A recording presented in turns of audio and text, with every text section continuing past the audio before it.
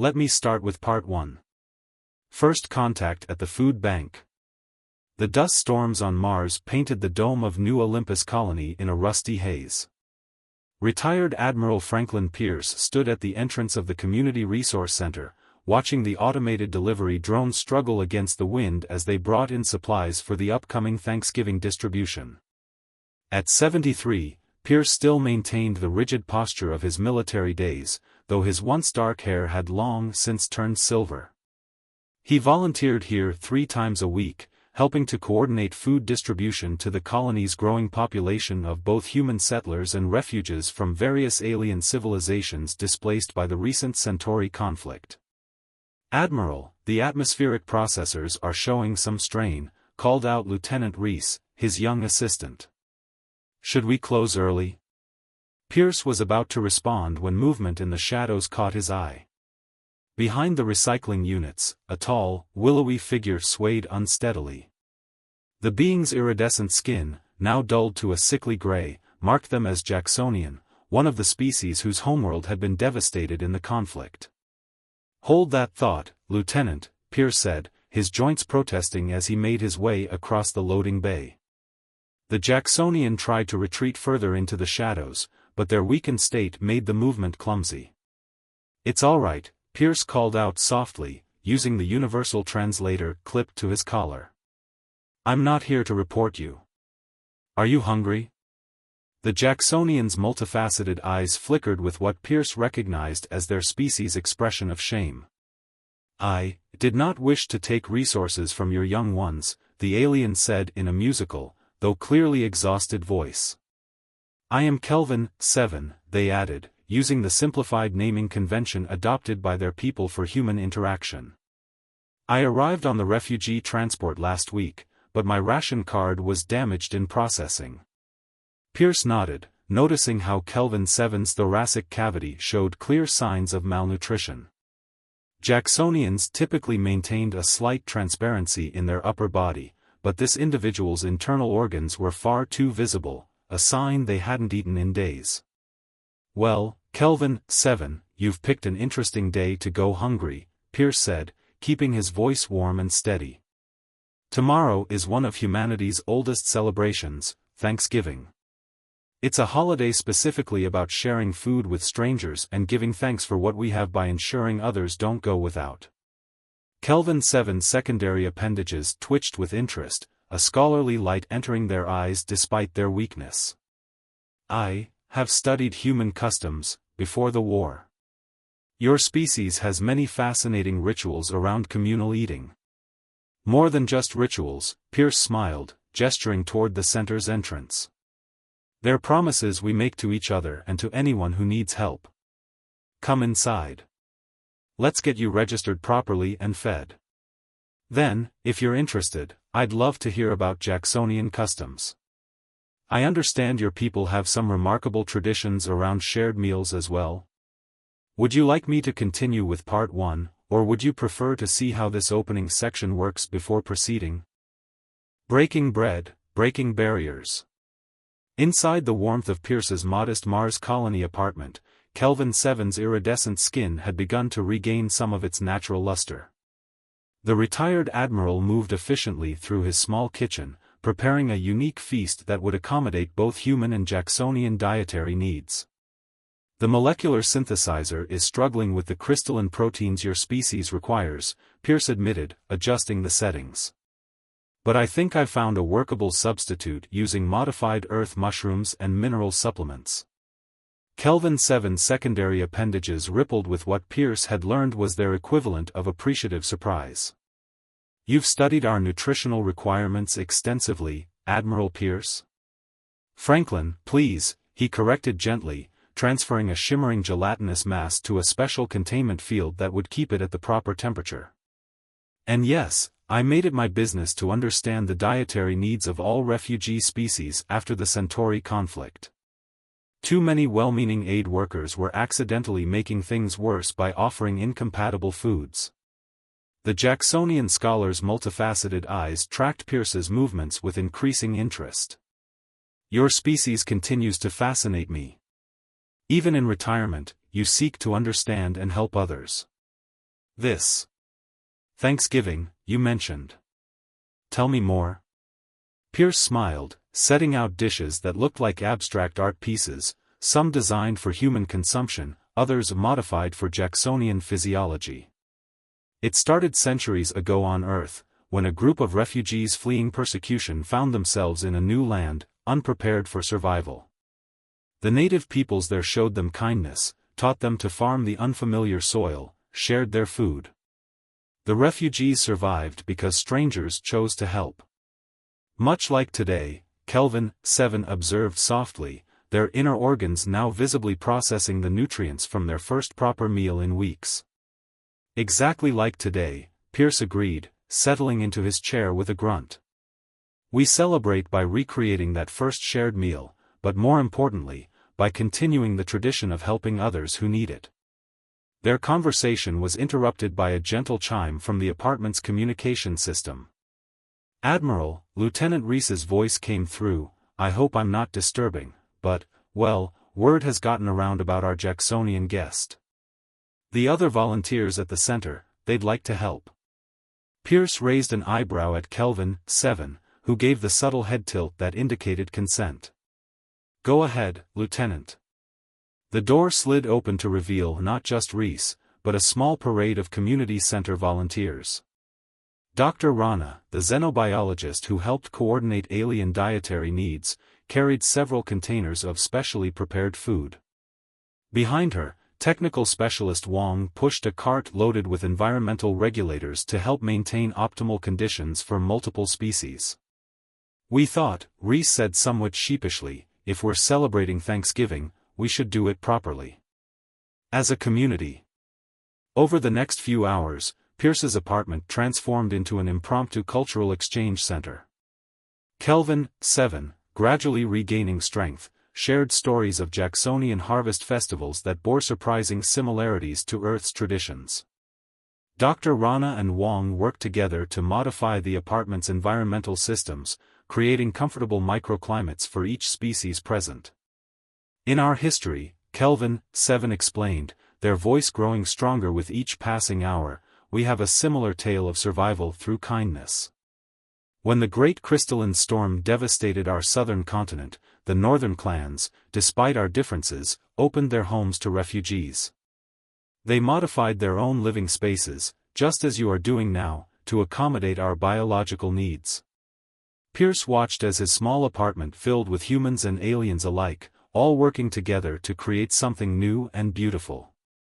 The air hummed with translator devices as multiple languages mixed and merged, creating a symphony of understanding. "Perhaps," Dr. Rana suggested, adjusting the mineral content of a shared dish, "we could make this a regular event? A weekly gathering to share meals and stories?" "Monthly would be more practical," Wong countered, "given the resources needed to maintain optimal conditions for everyone. But we could rotate locations, teach each other our customs." As the evening progressed, Pierce noticed Kelvin 7 growing more animated, their natural bioluminescence beginning to pulse with renewed energy. The Jacksonian scholar had moved from simply accepting help to actively engaging, teaching humans proper techniques for preparing crystalline proteins, sharing insights about their culture's understanding of community and obligation. "You know," Pierce said quietly to his guest, "when I found you behind the recycling units, I never imagined the evening would turn out like this." Kelvin 7's inner organs pulsed with what Pierce now recognized as their version of laughter. "In my studies of human history, Admiral Franklin, I've noticed something remarkable. Your species has an incredible capacity for turning simple acts of kindness into catalysts for change. One meal becomes a tradition. One moment of help becomes a movement." Looking around his transformed apartment, at humans and aliens working together to create something greater than themselves, Pierce couldn't help but agree. This wasn't just about feeding a hungry stranger anymore. It was about building bridges, creating connections, forging a community that could weather any storm, literal or metaphorical. To new traditions, he raised his glass, the universal translator conveying the toast in multiple languages simultaneously. "To kindness that transcends species," Kelvin 7 responded, their bioluminescence brightening with emotion. And in that moment, on a dusty Mars colony millions of miles from where the first Thanksgiving was celebrated, humanity's oldest tradition of sharing food with strangers found new life among the stars. Would you like me to continue with part 3? A colony united. The news of the impromptu Thanksgiving gathering at Pierce's apartment spread through New Olympus colony like wildfire. Within days, the Community Resource Center found itself overwhelmed, not with requests for help, but with offers to give it. "We'll need a bigger space," Lieutenant Reese announced, reviewing the growing list of colonists and refugees who wanted to participate in the next gathering. The environmental controls in the main community hall can be modified to accommodate multiple species. Dr. Rana looked up from her workstation, where she'd been analyzing various alien nutritional requirements. The hydroponics bay has offered to dedicate a section to growing compatible ingredients. They're fascinated by the crystalline proteins the Jacksonians use. Kelvin, 7, now officially appointed as the center's cultural liaison, moved through the facility with renewed purpose. Their iridescent skin gleamed healthily as they helped coordinate between different species, their scholarly background proving invaluable in bridging cultural gaps.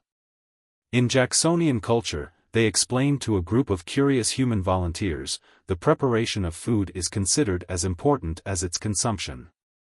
Each ingredient must be handled with specific intentions, creating a resonance that nourishes both body and spirit. Technical specialist Wong, who had been monitoring the conversation, perked up. "That's fascinating, it sounds similar to some Earth traditions about mindful cooking. Maybe we could incorporate both approaches?" The preparation for the colony's first official multi-species Thanksgiving celebration took on a life of its own. The hydroponics bay transformed into an experimental garden where Earth crops grew alongside alien vegetation. Engineers worked overtime to create specialized serving equipment that could maintain different atmospheric conditions and temperature requirements. Pierce watched it all with quiet satisfaction from his office at the center. "You've started quite the movement," he told Kelvin, 7, one afternoon as they reviewed the preparations. The Jacksonian scholar's inner organs pulsed with gentle amusement. "I merely provided the opportunity. Your people did what they do best, they saw a chance to help and turned it into something greater." The day of the celebration arrived with Mars dust storms finally clearing, revealing a sky painted in subtle shades of pink and gold. The community hall had been transformed, with different sections carefully regulated to accommodate various species' environmental needs. Specialized force fields maintained separate atmospheric conditions while still allowing easy interaction between areas. Dr. Rana had outdone herself coordinating the menu. Each dish was clearly labeled with its compatibility for different species, complete with historical and cultural significance explained in multiple languages. The universal translators had been upgraded with new cultural context protocols, ensuring that the meaning behind traditional phrases and customs wouldn't be lost in translation. "This goes beyond mere sustenance," Kelvin, 7 observed, watching as humans and aliens alike moved between stations, sharing not just food but stories and traditions. "What you've created here is a blueprint for true integration." Pierce nodded, noticing how natural it seemed to see a Martian colonist learning proper crystalline protein preparation from a Jacksonian elder, while nearby, a group of refugee children from various species played games that combined elements from all their cultures. The highlight of the evening came when representatives from each species present took turns sharing their own culture's stories of community and survival through kindness. The universal translators worked overtime, but the emotions behind the tales needed no translation. "On our world," a Veldarian refugee shared, their bioluminescent patterns shifting with emotion, "we have a saying, the feast that feeds the stranger feeds the future. We never truly understood its meaning until now." As the celebration continued, Pierce noticed something remarkable happening. The carefully designated species-specific areas began to blur as participants found ways to share spaces safely, working together to adjust environmental controls and seating arrangements. What had started as a segregated gathering for practical reasons was organically transforming into a truly integrated community. "Admiral," Lieutenant Reese approached, his expression excited, "you need to see this. The Colonial Governor's Office just received messages from 3 other Mars settlements. They want to know how to implement similar programs." Dr. Rana joined them, adding, "And I've received inquiries from xenobiologists on Earth and Luna. They're fascinated by how we've managed to create compatible dishes that maintain cultural significance for multiple species." Kelvin 7's inner organs pulsed with what Pierce now recognized as deep satisfaction. "Perhaps," the Jacksonian scholar suggested, "we should document our methods. Create a guide for other settlements. Share not just the practical aspects, but the philosophy behind it all." Pierce looked around the hall, at the mingling of species and cultures, at the bridges being built over shared meals and stories. "You know," he said thoughtfully, "when I found you behind those recycling units, I thought I was just helping one hungry person. I never imagined it would lead to all this." "That," Kelvin 7 responded, "their bioluminescence brightening, is the true power of human kindness. It never stays small. It grows, spreads, transforms. Like your Thanksgiving story, one meal between strangers became a tradition that now reaches across the stars." As the evening wound down, plans were already being made for the next gathering. But more than that, a new understanding had taken root in New Olympus Colony, the recognition that true community transcends biological differences, that sharing food and stories could build bridges stronger than any physical structure. The dusty Martian colony had become something more than just another settlement.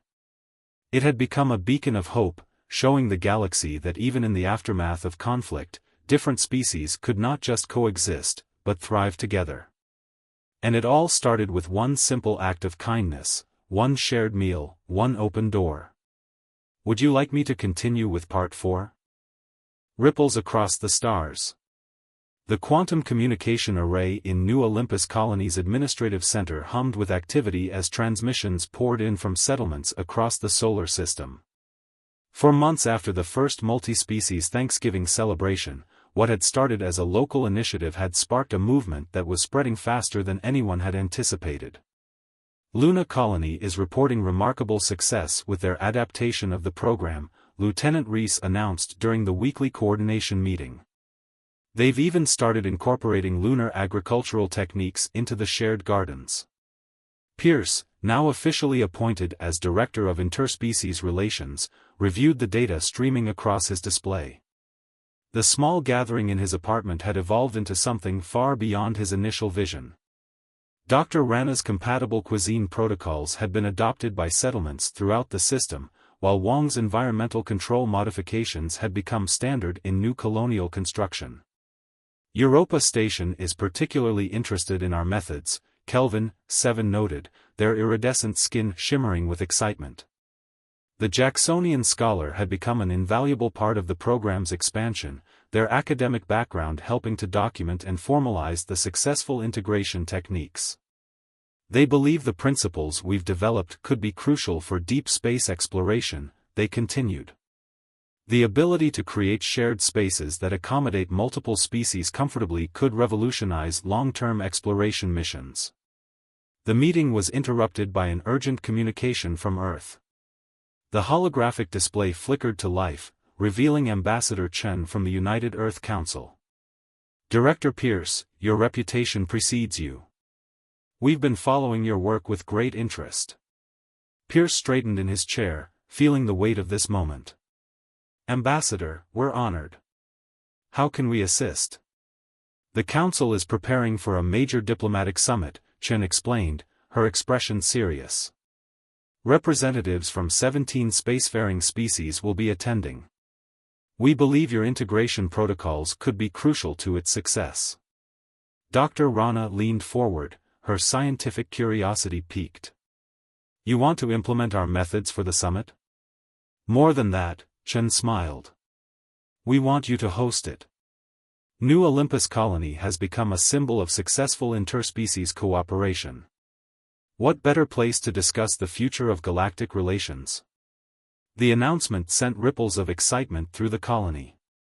Preparations began immediately, with every sector contributing their expertise. The hydroponics bay expanded their experimental gardens, while engineering teams worked to upgrade the environmental control systems throughout the colony. Kelvin, 7 found themselves at the center of a flurry of activity, coordinating with representatives from various species to ensure their specific needs would be met. "It's remarkable," they told Pierce one evening, as they reviewed the summit preparations. "When you found me that day, I was at my lowest point, believing I had lost everything in the war. Now I'm helping to build something that could prevent future conflicts." The summit itself exceeded all expectations. Representatives from species who had been historical adversaries found themselves sharing meals and stories, discovering common ground in their different traditions of hospitality and community. "Your methods are ingenious in their simplicity," a Veldarian diplomat commented during one session. "By focusing on shared experiences of food and celebration, you bypass many of the traditional barriers to diplomatic relations." The Andromedan delegation was particularly impressed by the colony's adaptive architecture. "We had always assumed that physical incompatibilities would necessitate separate facilities," their representative noted. "Your integrated approach challenges our basic assumptions about interspecies cooperation." As the summit progressed, new initiatives were proposed and approved.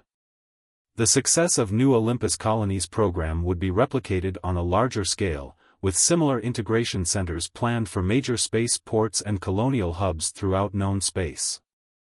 "But it's not just about the facilities or the protocols," Pierce emphasized during his address to the gathered delegates. "What we've discovered here is that true integration happens naturally when you create the right conditions for it.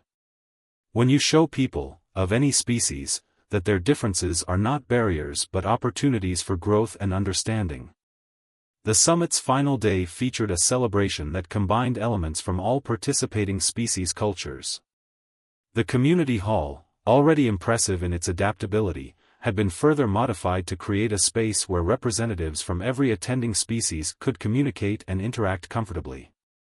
As Pierce watched the gathered delegates sharing meals and stories, he reflected on the journey that had brought them here. From finding a hungry stranger behind a recycling unit to hosting a gathering that could reshape galactic society, it seemed almost impossible to believe. "Not impossible," Kelvin, 7 corrected when he voiced this thought. "This is simply what happens when human compassion meets opportunity. You see possibilities where others see problems. You turn acts of kindness into catalysts for change." The summit concluded with the signing of the New Olympus Accords, a framework for promoting interspecies integration throughout known space. But more importantly, it ended with countless personal connections formed, barriers broken down, and new understanding fostered between different species.